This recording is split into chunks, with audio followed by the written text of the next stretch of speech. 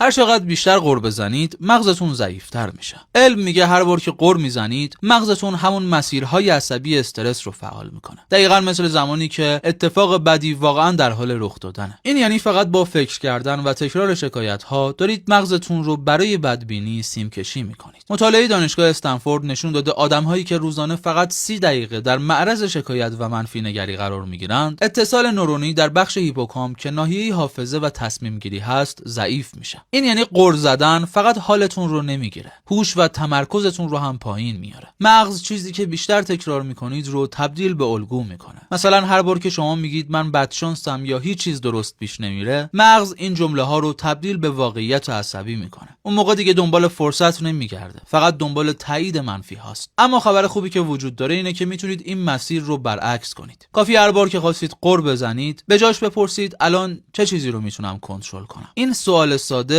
مسیر دوپامین رو فعال میکنه و مغز شما رو از قربانی بودن میبره به کنترل داشتن.